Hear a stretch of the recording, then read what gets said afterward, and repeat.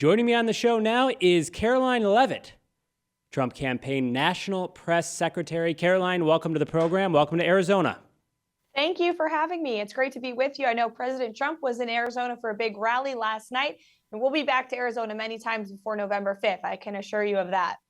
Hey, Karoline, that iconic photo behind me there, if you can see, nobody talks about the attempt on President Trump's life anymore. It's crazy. It wasn't even a topic at the debate. As someone who was around the president, is it surreal to think that the media has moved on so quickly? It is surreal to think about that. And you're 100% right. The media is trying to memory hole the attempt on President Trump's life. And it's really appalling and disgusting. This was a historic moment in our nation's history where the former president of the United States came within millimeters of losing his life. Only by the grace of God is he still with us today. And nobody talks about it. And the fact that David Muir and Lindsay Davis asked questions about memes and social media posts and January 6th and the 2020 election, things that happened years ago, but not one single question about the assassination attempt on President Trump's life is sickening. And it just shows that the mainstream media is in the pocket of the Democrat Party. And they have seen that in that moment of President Trump nearly losing his life, when he raised his fist and he said, fight, fight, fight, he portrayed true leadership and courage. And they don't want the American people to see President Trump for who he is. And that is a real leader, a pillar of strength for this country that we so desperately need right now. Yeah, I mean, I just find it, to me, that's not even like a partisan political thing. I just find it odd that nobody's talking about it. I mean, the guy was millimeters away from losing his life. It's just an odd thing, and I think about that often. You know, Karoline, in politics, you know this, perception is reality, and the perception out there is that Donald Trump left a lot to be desired during that debate with Kamala Harris. The president just yesterday said that there will not be another debate. Is that really set in stone, and why not debate Harris again?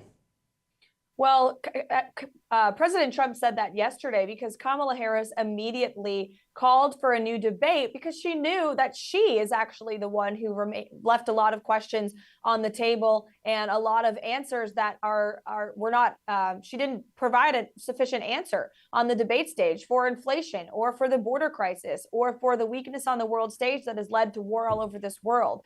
And so the American people know who President Trump is. They know where he stands on the issues. And if you actually look at many of the post-debate polls that come out, our campaign released a new memo about this yesterday. President Trump has actually received a bump since the debate against Kamala Harris. And there was a Reuters story showing 6 in 10 undecided voters that they polled also felt that they were moving in the direction of President Trump. Even the failing New York Times had to write a headline saying that while the pundits may say Kamala Harris won, undecided voters in this country aren't so sure because they have been living in misery because of Kamala Harris's policies over the last 43 months. So her memorized talking points for 90 minutes on a debate stage are not going to be enough to rewrite the pain and the suffering that she has caused. We don't have a free press in America, Karoline, and you know this better than most. I mean, you came on my radar, and a lot of people nationally, when CNN cut your mic off and cut you off during a segment, which was absolutely terrible, given we live in America and we're supposed to stand up for freedom of speech. We have a for-profit press that is bought and paid for. We have a corporate press, and that was very clear at the debate. It really was 3 versus 1. How does Team Trump fight back as we come down the home stretch to November 5th? Well, we are fighting back every day, every minute of the day, around the clock, against the fake news media. It's actually just talking about this with some of my colleagues. You know, we have a team on this campaign. The communications team is made up of less than 10 people, and we're fighting against an entire institution that lies and smears our boss every single day and pushes false narratives and stories about the campaign. But no one fights harder than President Trump against the fake news. He continues to speak the truth, even when they lie about him. You saw it on the debate stage. It was a 3-on-1 match against 2 moderators who were clearly biased against him in protecting Kamala Harris with not only their questioning, but their wrong fact checks. They wrongly fact checked President Trump 5 times. They didn't fact check Kamala once, even though she spewed multiple lies.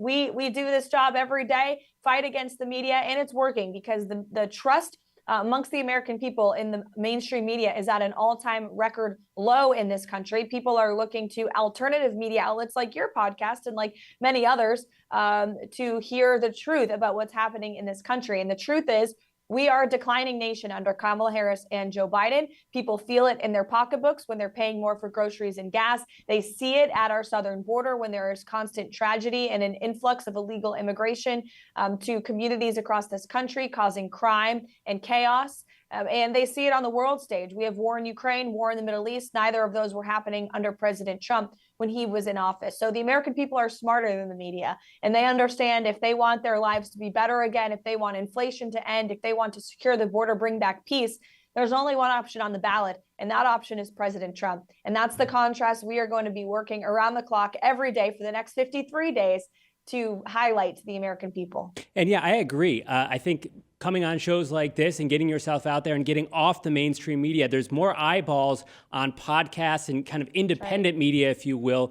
You see that. Even the president, he's going on a lot of different shows now. So we'll finish up with this. We're going to finish up with the Swifties because why not? I didn't think it mattered until I woke up this morning and started dissecting these numbers. People in your business often tell me that celebrity endorsements don't really move the needle that much. However, this is Taylor Swift. This is one of the biggest stars, icons of our time.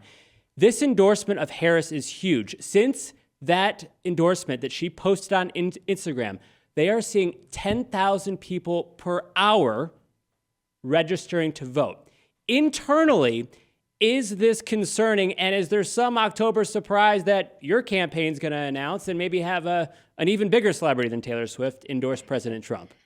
Well, I don't actually think anyone was surprised by the Taylor Swift endorsement. Look, she is a known Democrat. She has been for very long. It was really just a matter of time before she announced that newfound support. What I can tell you in terms of voter turnout and voter registration is that we are out registering the Democrats in key states like the Commonwealth of Pennsylvania, Nevada, Arizona. The Democrats are lagging behind where they were in mail-in ballots in North Carolina and other states where mail-in ballots are allowed already. And so we are confident in our ground game, and we are doing it in a new and improved way this election cycle that has never been done before, where we are turning out voters every single day in these battleground states. We have teams that are working hard on the ground to not only turn voters out, but to also protect the vote and the integrity of our election on November 5th. And that is very important as well. And by the way, I hear there's a big growing coalition of Swifties for Trump out there in America, and we welcome that. Well, that's actually a good point because not all Taylor Swift fans are on the left. Right. That's Karoline Leavitt, Trump campaign national press secretary. Karoline, thank you for being on the show. I know the state of Arizona is very important to the Trump campaign. We look forward to having you back on. Have a wonderful day. Thank you. My name is Billy Harfash. Go like, subscribe. We'll be right back.